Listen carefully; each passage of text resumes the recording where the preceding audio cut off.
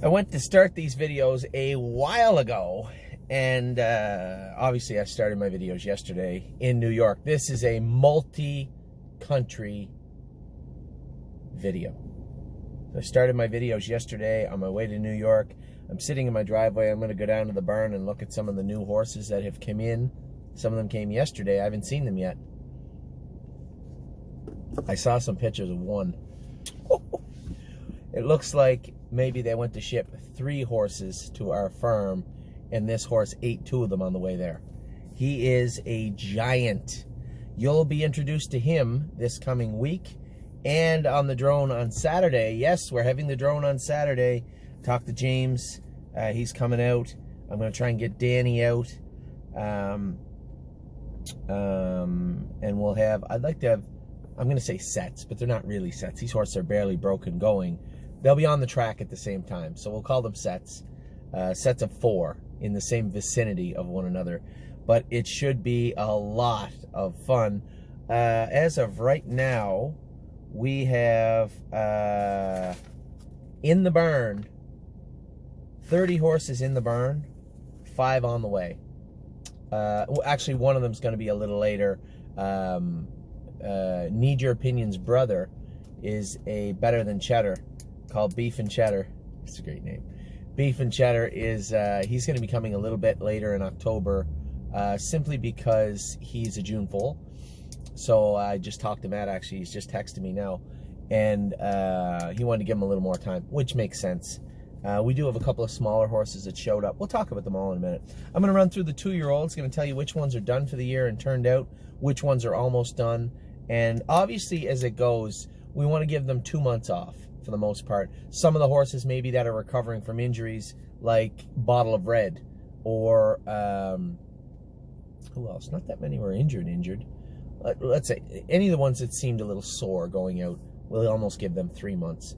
But for the most part, those horses have already gone out, so they're all going to be coming back, I would say, the first week or 2 of December.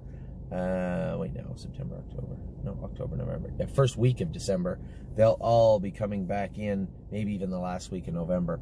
So we're going to run through all of them. Obviously, you guys know Ale's son's got 1 start left.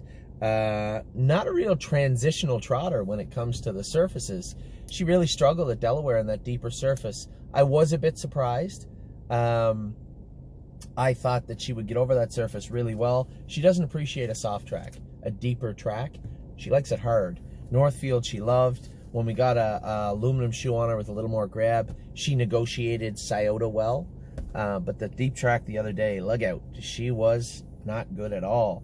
Her and Globetrotting, unfortunately, the 2 horses I thought we'd shots to win with, both of them exploded at the gate. So that's right when they went to pick up speed, switch gears from that fast trotting to that coming out of the gate trotting. I tried to hold Ailson together. That didn't work. And then I should have been, I guess, a little more conservative in the last turn. Just been happy with 4th. And the second horse looked like he was done. I wanted to pin the horse down in 3rd, and I thought I could trot by them. As soon as she got to the turn, she got running in and made a break. That was my fault. But really struggled on that surface. Anteros is back training soon. Just going to address that curb. I wanted to make sure it was just a curb and there was nothing else going on, because it was in the same general area of where he got injured, but we had it ultrasounded. There's nothing wrong there. He'll be training down, let me see, September, October, November. End of November, middle of November, he should be ready to go, I think, old Anteros. Arctic Force, he's done for the year. He's going out over here. Now, we've toyed with the idea of sending some horses to Florida. I think we're getting closer to that. Who we send them to, I don't know yet, because when it comes to a horse like Knockdown Dragout, who we're thinking of sending, Knockdown Dragout, I would like to send her to a Pennsylvania trainer that could campaign her in 2020. Obviously, my pick, since Andrew doesn't have a barn in Florida, would be John Boutenshane. I spoke to John very briefly of that yesterday. I don't want to overstep my boundaries here. Obviously, yes, it's my decision. I want to make sure we do what's right for the filly. But at the same time, I want to get some input from our clients. You guys pay the bills. You guys own the filly. So let's hear from you. And we have had a number of clients reach out and speak about what they thought and what they thought was best, which I appreciate. I'm worried about this phone overheating. It's 27 degrees in the sun. What else? So Arctic Force falls under that same thing. he would actually probably come back to us and start his campaign in Ontario. Very impressed with what I saw the other night. A horse off, yeah, Clouds, that'll work out great. A horse off 3 weeks, coming in off a schooler, and left the way he did, finished up the way he did, 1:53 and 1. That is the Arctic Force we were looking for. Unfortunately, he was plagued with minor injuries all summer. I think his 2020 campaign looks bright, to say the least. Beach Boutique, she's racing Monday night. I believe Jonathan Drury's going to drive her.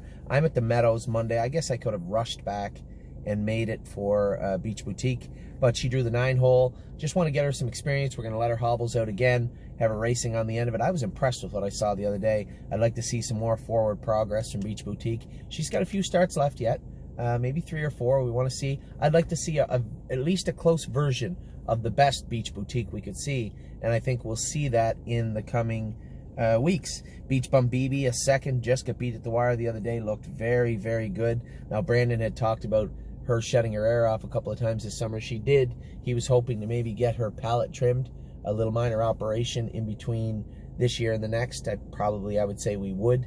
It's not an overly expensive procedure, and it should turn her into a real nice 3-year-old. He's very impressed with what he's seen the last little while. Bottle of Red, she'll be coming back. As I said, she needed 3 months, and she'll get the 3 months. She's out at Sean Brisebois, Breezy Acres, or Breezy Corners, or whatever it's called. Shady Acres. Bottle of Red should be back, I don't know, end of October, I guess, middle of November. Brushcut's out in the field now. We wanted to get that quarter crack growing down a bit, clean it up, and then turn him out. Expecting big things from Brushcut in the 2020 season. Also, Cabernet is getting close. I think Harry's going to take her over and get James. Now, I'm gone Monday and Tuesday. He's going to take her over and get James to train her 2.4, 2.5 before the qualifiers. I would suspect next week we'll be looking for a schooler in 2 minutes, and then come back with another schooler, 58, and then a qualifier in 58. So that's probably, if you're going to nail it down, I think I'm comfortable in saying that's our timeline for the next 3 weeks for Cabernet. Training Tuesday, 2.4, 2.5. Come back with a schooler, 2 minutes, 2.1 the following Tuesday. The Tuesday after that, schooler again, 58. The week after that, qualifier, 57, 58. She looks really, really good. Harry's really excited to get her going. Canadian Titan made her first and only break of the year, hopefully. Only time she's missed the top 2. Mario thought he shut her air off. He did. We scoped her after. There was some bruising on her throat. Certainly not his fault. This filly's just really getting into racing shape. And he made front with her. She was aggressive, wanted to run things on the front end. Jody went to remove, and when Mario grabbed her to let Jody come back, that's probably when she got her head in, shut her air a little bit, and then a lot of horses will do that. You'll see them as they come into the last stretch, lose their air a little bit and make a break.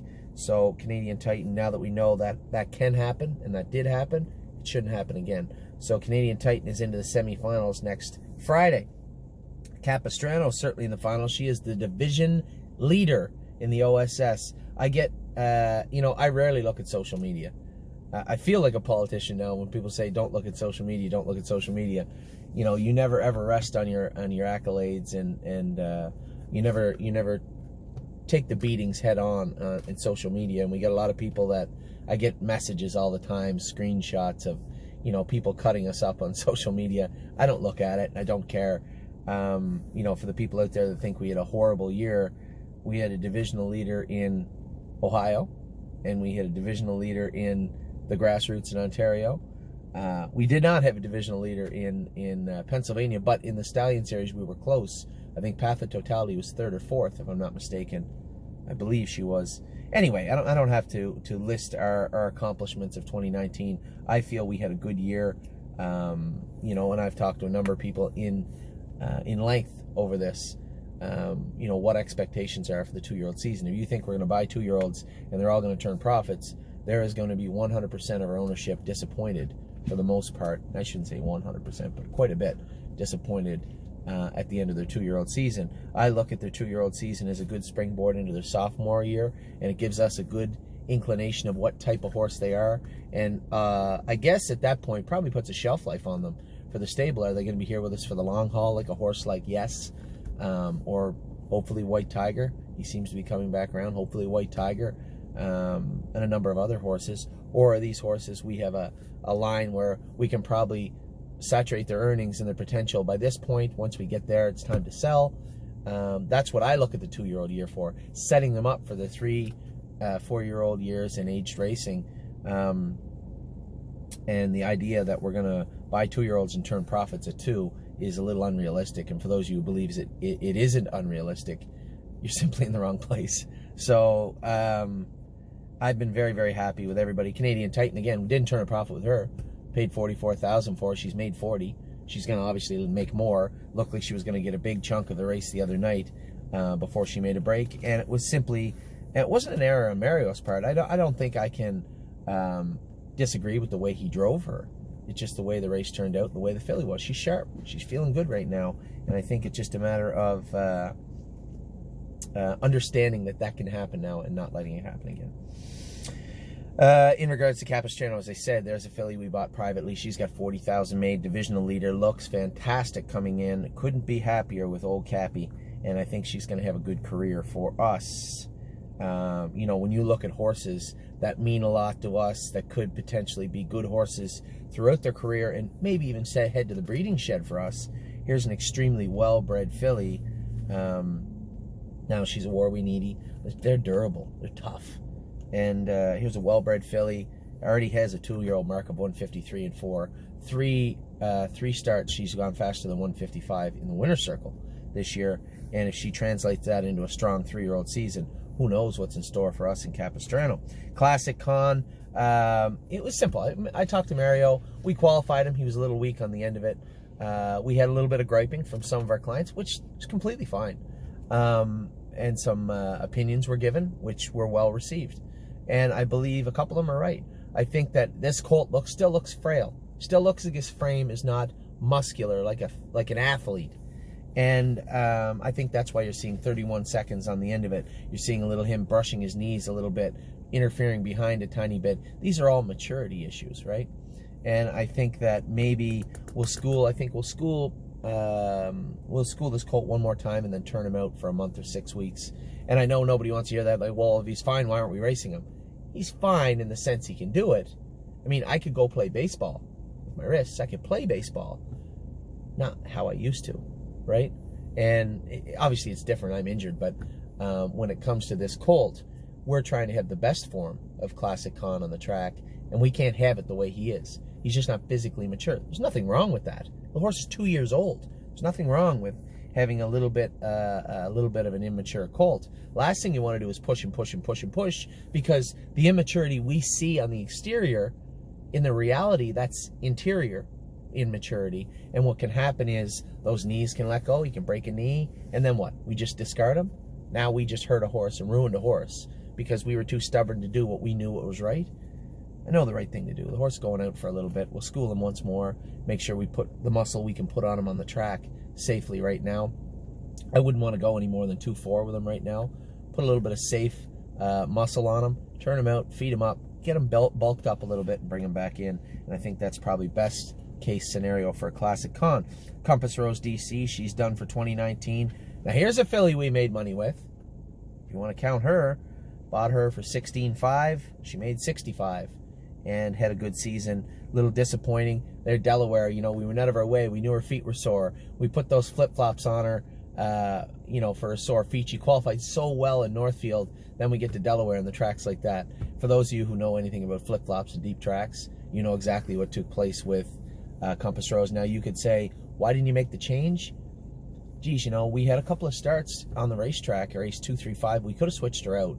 But knowing how bad she was in the final, yes, that was attributed to that cyst on her ovaries somewhat, but her feet were still sore, and you could see the difference between the way we treated her ovaries and the way we changed her shoeing, how better she was in Northfield. You guys have no idea. The track was worse, maybe worse at the qualifiers that day. Like the night it was muddy at Northfield, remember, they scraped the track, they groomed the track, they had it good. Qualifiers, they just send them out on the track. The track was horrible. She qualified great. And I